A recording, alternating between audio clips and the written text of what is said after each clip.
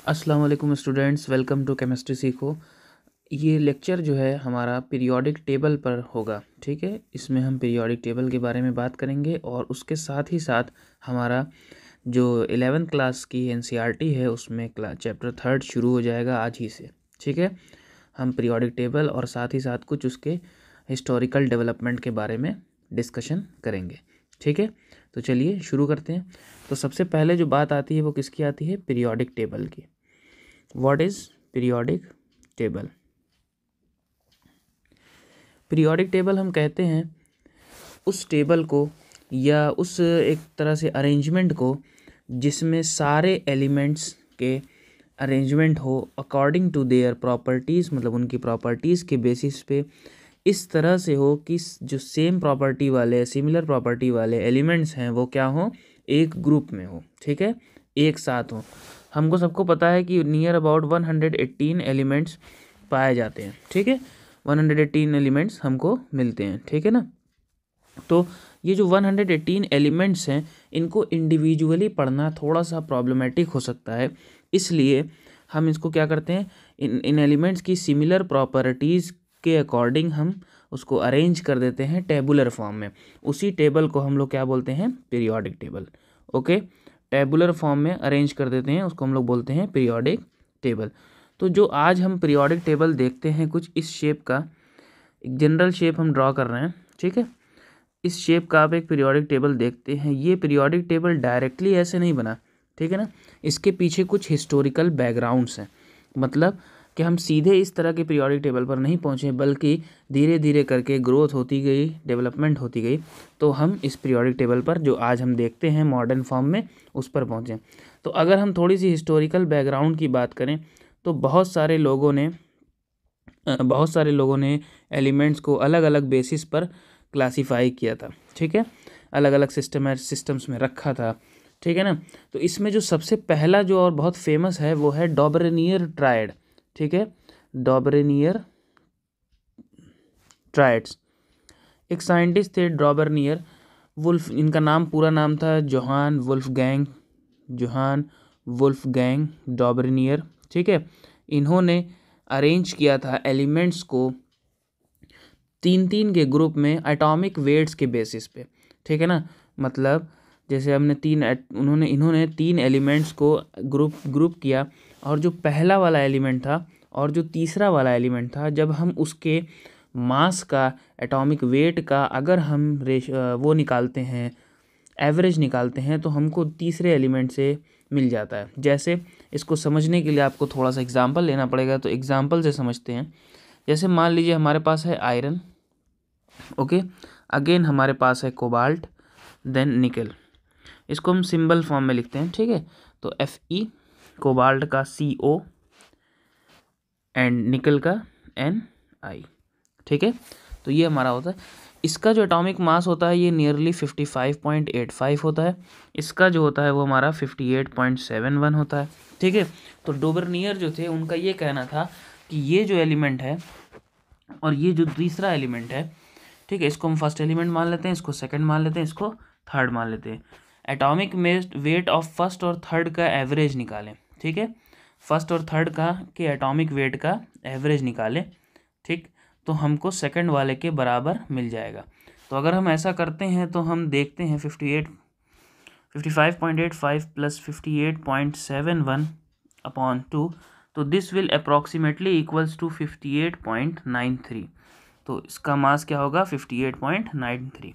ठीक है, इस तरह से उन्होंने अरेंज किया था, मतलब दो एटम के एटॉमिक वेट का एवरेज निकाल के तीसरे के साथ उसकी ग्रुपिंग की थी।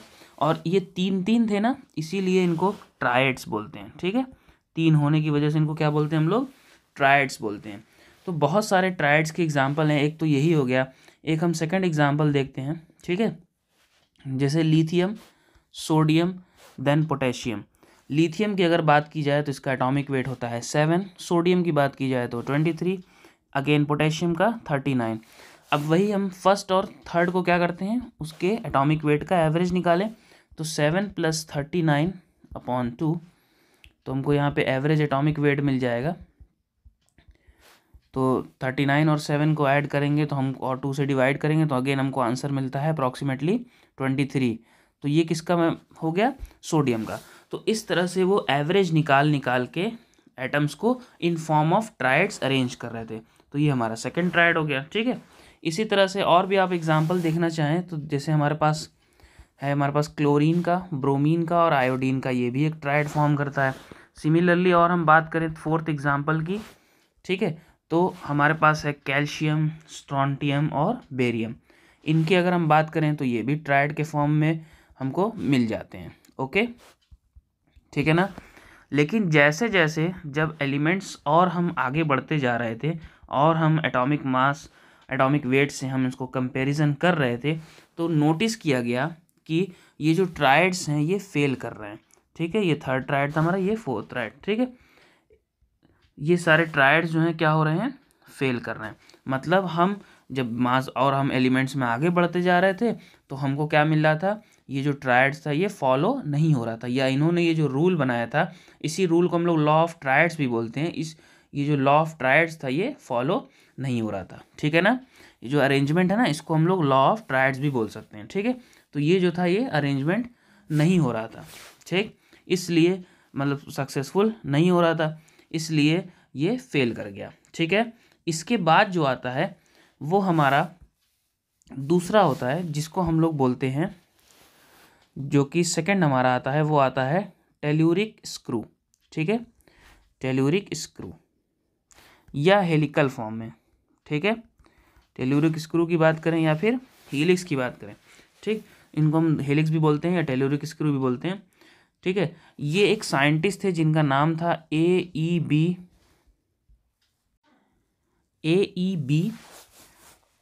डी कैन कॉर्टोइस, ठीक है। थोड़ा सा अजीब सा नाम है क्योंकि ये फ्रेंच साइंटिस्ट थे, फ्रेंच जियोलॉजिस्ट थे, एक्चुअली फ्रेंच जियोलॉजिस्ट थे, ठीक है। जो जियोलॉजी की स्टडी करते हैं, जैसे ज्योग्राफी जो होता है ना, उससे रिलेटेड सब्जेक्ट होता है, ठीक है। 1862 की बात है ये, ठीक है। ये जो डॉबरनियर का ट्राइड था ना, ये एक्चुअली आया था हमारा ईयर 1817 में, ठीक है। तो ये इसके बाद ये आया था 1862 में। तो इन्होंने जो प्रपोजल दिया वो ये कहा कि अगर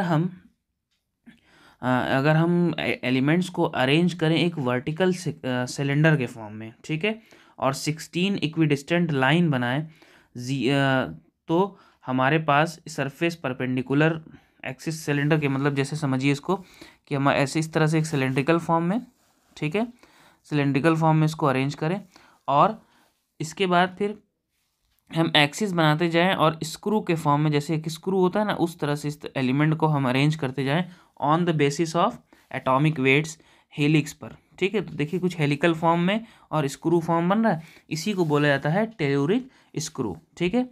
तो उन्होंने 16 इक्विडिस्टेंस लाइन के बाद इसलिए की थी क्योंकि ऑक्सीजन जो होता है वो ज़्यादा, मतलब ये इसको एक इम्पॉर्टेंट एलिमेंट माना गया था, इसलिए उन्होंने कहा था कि ऐसे हम 16 को अरेंज करें, देन आफ्टर फिर इस तरह से 16 का एक तरह से पेयरिंग करके 16 का ग्रुपिंग करके हम इसको अरेंज कर सकते हैं, ठीक है। लेकिन ये भी चल नहीं पाया क्योंकि इसमें ज़्यादा कुछ इन्होंने ख़ास एक्सप्लेनेशन नहीं दी थी, ठीक है ना। बस खाली स्क्रू के फॉर्म में अरेंज कर दिया था इसको इक्विडिस्टेंट लाइन पे अलग अलग एलिमेंट्स को, ठीक है।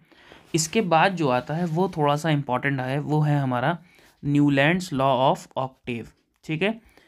अक्सर बुक्स में डॉबरनियर ट्राइड के बाद डायरेक्टली मेंशन करता है न्यूलैंड्स लॉ ऑफ ऑक्टेव, ठीक है। टेल्यूरिक स्क्रू क्योंकि अरेंजमेंट कुछ अटपटा सा था, ये एक्सेप्टेड नहीं हुआ, तो इसलिए इसके ऊपर ज़्यादा फेमस भी नहीं हो पाया, ठीक है।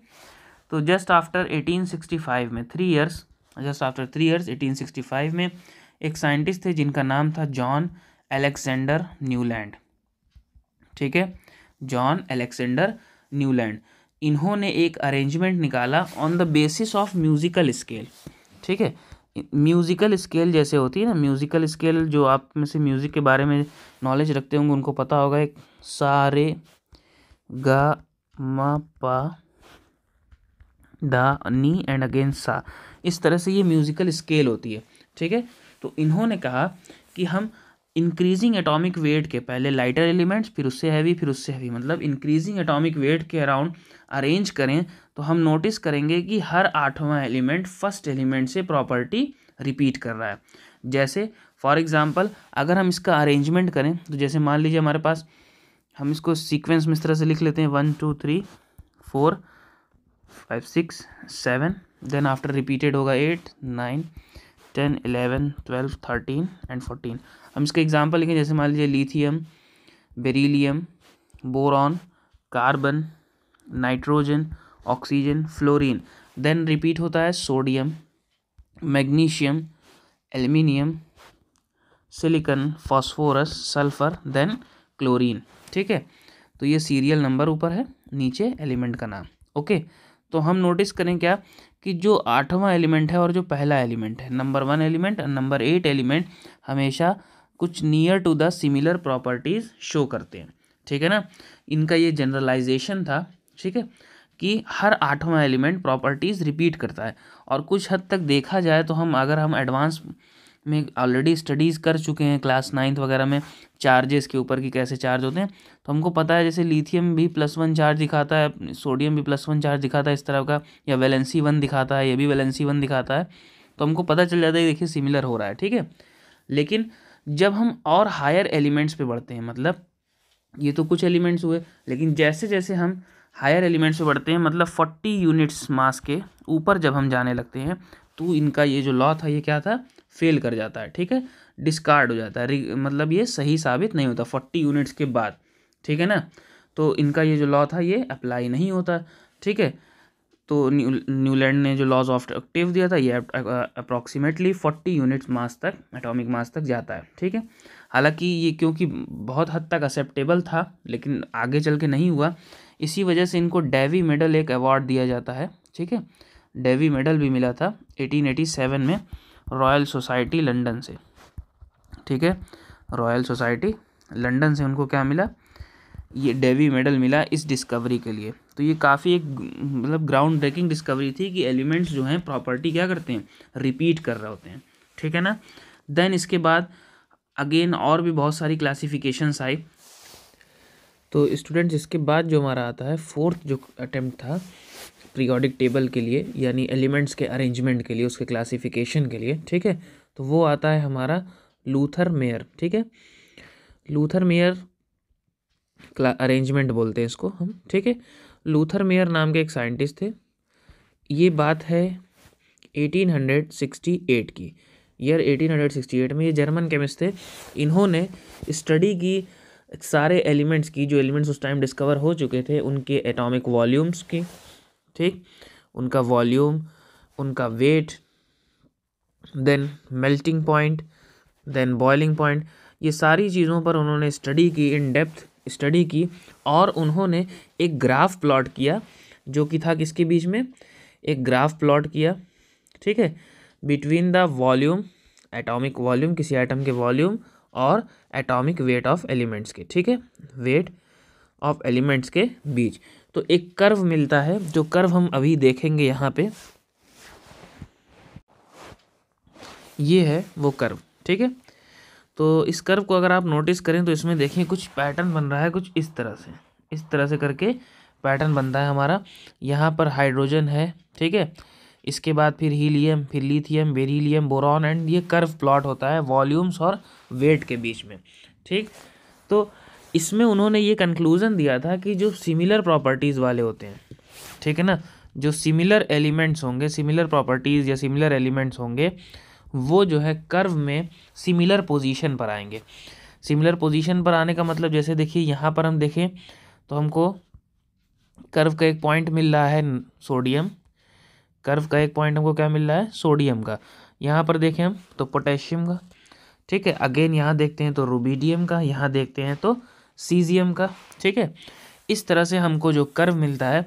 ऐसी अगर हम बात करें इधर इन डेप्थ की बात करें तो देखिए यहाँ पे बोरॉन है, इधर आयरन है, यहाँ पर रुबिडियम है। तो मतलब ये सिमिलर एलिमेंट्स जो होंगे सिमिलर प्लेस पे, सिमिलर पोजीशन पर आएंगे अगर हम ग्राफ प्लॉट करते हैं तो। ठीक है, तो ये इनका क्लासिफिकेशन था लूथर मेयर का। इसको अरेंज किया था उन्होंने इस तरह से ग्राफिकल फॉर्म में। लेकिन एज़ यूजुअल जब और ज़्यादा एलिमेंट्स की डिस्कवरी होने लगी ना, मतलब ढेर सारे एलिमेंट्स और डिस्कवर हुए, तो नोटिस किया गया कि ये जो कर्व इन्होंने बनाया था, मतलब उनका कहना यह था कि ये जो पॉइंट है, ये जो पॉइंट है, ये पॉइंट, ये सब सिमिलर एलिमेंट्स की पॉइंट है। ठीक है, लेकिन अगर इनके अकॉर्डिंग हम और आगे कर्व में प्लॉट कर रहे थे तो डिसिमिलर एलिमेंट्स भी इस कर्व में इंक्लूड हो रहे थे, ठीक है, डिसिमिलर एलिमेंट्स भी इंक्लूड हो रहे थे। इसकी वजह से क्या हो रहा था कि इनका जो अरेंजमेंट था ये ज़्यादा चल नहीं पाया। तब इसके बाद इंट्रोडक्शन होता है एक बहुत इम्पॉर्टेंट, और वहीं से हमारा पीरियोडिक टेबल का एक बेसिक फॉर्म शुरू होता है, ठीक है। 1869 में मेंडलीव नाम के साइंटिस्ट थे, ठीक है, एक मेंडलीव नाम के साइंटिस्ट थे, रशियन केमिस्ट थे। इनका पूरा नाम था दिमित्री इवानोविच मेंडलीव। इन्होंने एक क्लासिफिकेशन दी टेबल के फॉर्म में, ठीक है ना, और तब यहाँ से हमारा पीरियोडिक टेबल शुरू हुआ, ठीक है। मतलब जो हमारे सारे एलिमेंट्स थे वो टेबुलर फॉर्म में आए। तो ये एक बहुत ही ब्रॉड टॉपिक है, बहुत लंबी टॉपिक है, तो इसके ऊपर हम अलग से लेक्चर करेंगे, ठीक है। So thanks for watching this video. कोई कमेंट सेक्शन में कोई डाउट हो, कोई क्वेश्चन हो तो ज़रूर पूछिएगा। अगर वीडियो पसंद आती हो तो प्लीज़ शेयर करें, लाइक करें और सब्सक्राइब करें चैनल को। Thank you.